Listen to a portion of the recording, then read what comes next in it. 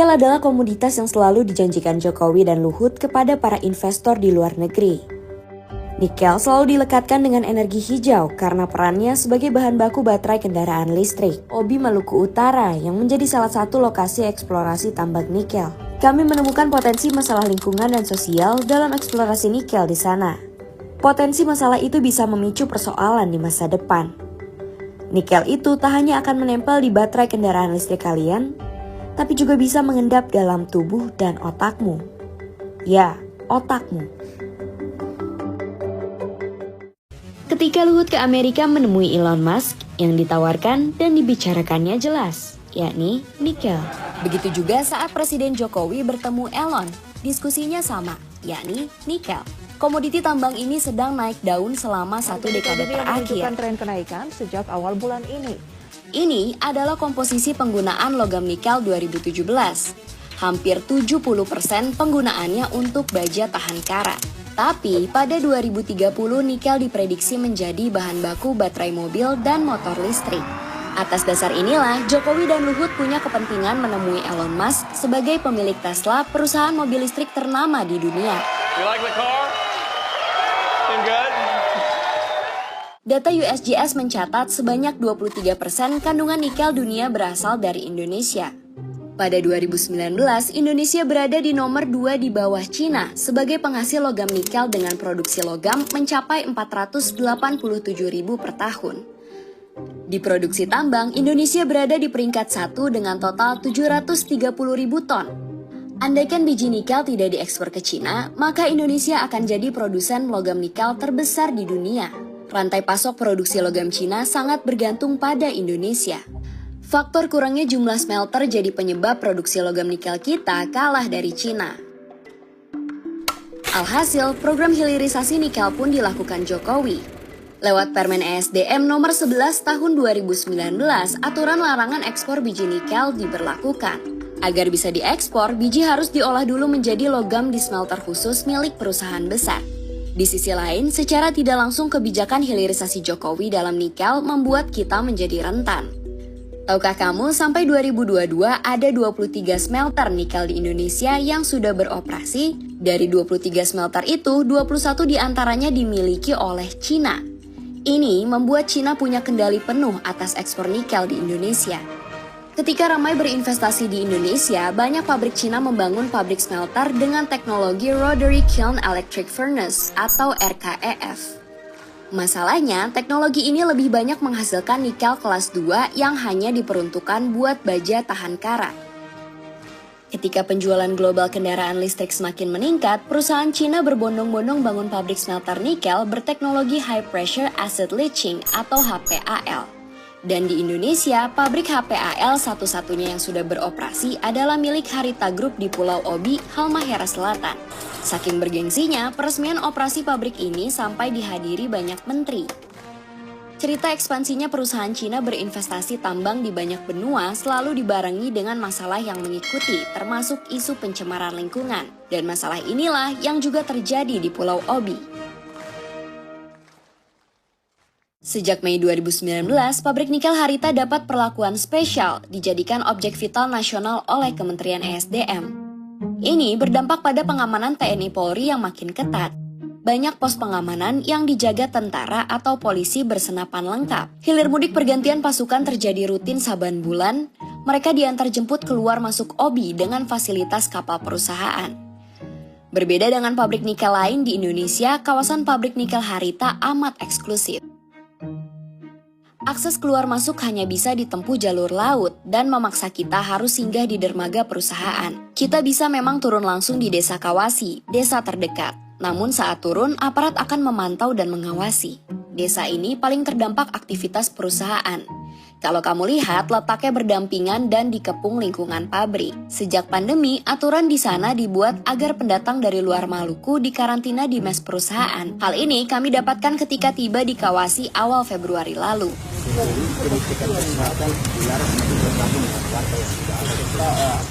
Kami sengaja tak terbuka sebagai jurnalis. Berkaca pada insiden sebelumnya, mengaku wartawan justru mempersulit rencana peliputan. Jurnalis dibuntuti dan narasumber lokal diintimidasi. Saat singgah di mes perusahaan, identitas kami sebagai wartawan sudah terendus. Kami dipaksa mengaku, sebenarnya kami siapa. Kalau dong papa nih bagian apa kan? Pekerja apa? Apa ini? Pekerja sebagai apa? Pekerjaan dia. Saya masih mahasiswa. Oh, mahasiswa. Ada kartu itunya kak Pak? Atau minta itunya kak? Kartu mahasiswanya kak? Kartu mahasiswa. Tujuannya untuk jalan-jalan aja ya? Iya. Rencana dadakan dilakukan agar kami harus keluar dari Kawasi di hari itu juga. Ini demi menjaga keamanan fixer lokal yang sudah diancam secara fisik. Dengan menyewa kapal nelayan lokal, sore itu juga kami pergi meninggalkan Kawasi.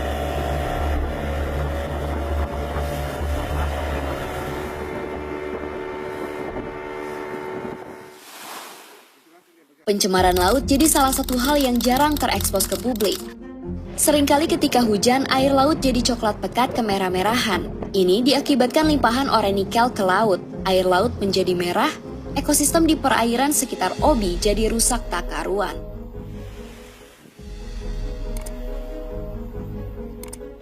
Atas dasar inilah, kami memutuskan nekat kembali ke Kawasi. Kami pergi melaut pada pagi buta ke sana untuk satu tujuan. Kami mengumpulkan banyak sampel air laut di perairan sekitar Kawasi, termasuk Sungai Todoku yang terletak di belakang kampung. Hasil sampel air lalu kami bawa ke Jakarta untuk diuji kandungan nikelnya di laboratorium. Dari 12 sampel yang diuji, 11 sampel dalam batas kadar normal. Namun, pada sampel yang kami ambil di titik hilir Sungai Todoku, angkanya mencapai 0,056 mg per liter. Ini sebetulnya sudah melewati ambang batas aman untuk biota laut yang mencapai 0,05 mg per liter. Hasil sampel lab relatif tidak memperlihatkan adanya pencemaran karena kami datang pada waktu yang tidak tepat. Ketika kami di sana, hujan sudah lama tak turun di Kawasi. Akibatnya, ore limpahan dari darat lalu mengendap di dasar laut. Jika kami datang pada musim hujan, air laut akan terasa sangat pekat, seperti video yang diambil awal Juni lalu. Argumentasi ini bisa dibuktikan dari hasil lab di titik lain. Pada satu sampel yang diambil di Sungai Todoku, angka kandungan nikelnya mencapai 9,43 mg per liter. Tentu saja, angka ini sudah melebihi batas kadar pencemaran sesuai aturan yang hanya membatasi 0,5 mg per liter. Jadi baguslah adalah seperti itu. Salah satu permintaan dari kami itu termasuk normalisasi sungai dan sampai-sampai tidak pernah biasa itu. Dan sungai-sungai sudah dirusak termasuk Todoku, Delamo, itu salah satunya. Kami mengumpulkan puluhan foto citra satelit di sekitar kawasan pabrik. Dari foto-foto ini kita bisa melihat aliran hilir dari mana saja pencemaran laut di perairan Obi. Limpahan lumpur dan limbah pabrik mengalir melalui Sungai Todoku, Sungai Akelamo, dan sodetan sungai kecil yang membelah Kawasi. Tapi, hal janggal kami temukan ketika melihat citra satelit ini. Kamu bisa lihat ada limpahan pekat mengalir dari darat ke laut pada titik ini. Titik ini dekat dengan pelabuhan perusahaan. Jika gambar ini diperbesar, maka terlihat seperti aliran pipa yang mengarah ke laut. Dan jika dilacak lebih jauh, pipa ini bermula dari wilayah perusahaan. Kami menemukan banyak bukti perusahaan membuat pipa buangan yang mengarah ke laut di banyak titik. Entah untuk apa perusahaan membangun pipa itu. Ketika kami datang, banyak pipa itu sudah ditimbun di bawah tanah. Namun, dari foto-foto yang kami kumpulkan, terlihat sebelum pipa itu ditimbun, hilir mudik kapal pemasang pipa bekerja di perairan sekitar Kawasi. Banyak juga masih melakukan buangan limbah yang baik beberapa jenisnya, tapi itu jelas bahwa adalah untuk pembuangan limbah. Terus ada peralatan yang perusahaan itu ada pipa yang dimunculkan di atas permukaan sedikit, kemudian di 1 meter, dan ada yang paling panjang ditenggelamkan di bawah laut lewat penggalian itu alat berat itu menggali sedalam mungkin sehingga tenggelamkan dari atas permukaan laut seperti menjadi pipa yang alat besarkan. Kami menemukan sisa-sisa pipa yang masih terlihat menjorok ke laut. Ketika mengambil gambar ini, kami langsung diusir dan kembali naik ke kapal. Dari laut, ternyata pipa ini menyambung dengan satu gundukan tanah. Di balik gundukan itu, terlihat air buangan dari pipa besar lain mengalir deras. Airnya berwarna bening kecoklat-coklatan. Lewat bantahan tertulis, Harita menjawab begini, mereka tidak paham dengan temuan kami. Mereka bilang pipa yang kami temukan adalah water intake mengambil air dari laut, bukan pipa limbah buangan. Apakah jawaban ini absurd? Tentu saja. Apakah menurutmu pipa di foto ini adalah untuk menyedot air laut? Lalu, apakah air coklat yang tumpah ruah keluar dari satu titik ini juga karena disedot pompa water intake? Dibandingkan pabrik smelter nikel lain, pabrik Harita dapat perlakuan spesial dengan diberi izin membuang limbah tiling ke laut dalam. Penolakan keras dari warga dan aktivis lingkungan membuat wacana itu kini mengambang. Proses pembuangan tiling ke laut secara legal belum dilakukan perusahaan. Di tengah ketidakpastian izin, pihak Harita lalu mengajukan pembuatan tiling di darat. Dari surat ini terlihat Harita meminta izin pelepasan kawasan hutan yang nantinya diperuntukkan untuk dibangun bendungan limbah tiling. Kejanggalannya adalah kenapa izin ini baru diproses akhir 2021. Padahal operasional perusahaan sudah berjalan sejak 2018. Lalu, kemanakah limbah tiling ini bermuara selama 4 tahun terakhir?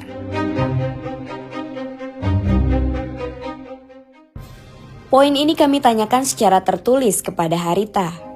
Namun, mereka tidak mau menjawab poin kemana limbah sebelum tahun 2021. Namun dari jawaban Harita ini, kita bisa tahu sejak 2021 ternyata mereka diberi izin oleh KLHK membuang limbah pada lahan bekas tambang. Yang masih jadi teka-teki adalah bagaimana limbah yang dibuang sebelum izin itu keluar. Pencemaran perairan Obi akibat adanya perusahaan nikel berdampak pada rusaknya ekosistem laut. Selain mengecek sampel air, kami juga membawa beragam sampel ikan perairan Obi untuk dicek di laboratorium secara histologi. Hasilnya, sel jaringan ikan-ikan di perairan Obi telah rusak. Terjadi nekrosis atau kematian sel pada insang, usus, dan otot.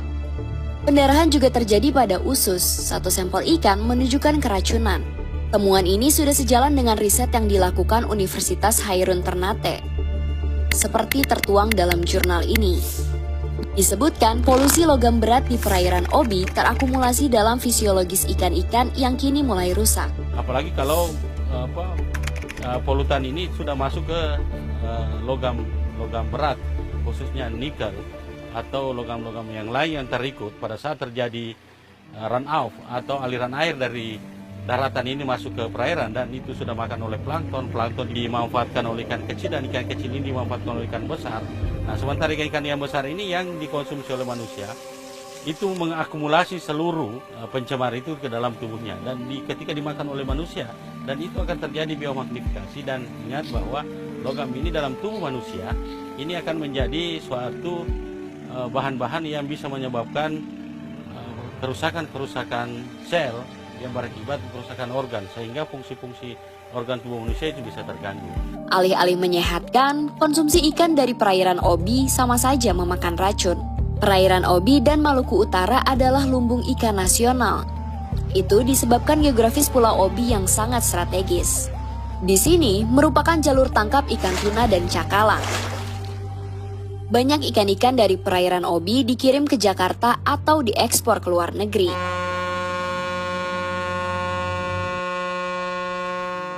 Bisa jadi ikan-ikan yang sudah terkontaminasi nikel dan logam ikut terkirim ke Jawa atau Jepang. Ya, mayoritas dia kalau masuk ke perusahaan ya ke arah Jawa, terus ke Bitung, terus ke Ternate, ekspor ke luar negeri juga. Kalau ekspor dari sini rata-rata dia cakalang sama tuna. Rata-rata ya AG, karena daerah kan penangkapan dekat. Sejak perairan Obi tercemar, profesi nelayan kini susah dilakukan. Area tangkap ikan semakin menjauh ke laut lepas. Cari ikan susah? Iya, ikan dasar susah Umi kalau cari. Susah juga. Apa yang terjadi di Pulau Obi jadi sebuah paradoks. Harita telah menandatangani perjanjian jangka panjang dengan GEM dan Kettle, sebuah perusahaan baterai listrik dari Cina. Dua perusahaan ini menguasai 30% pasar baterai global.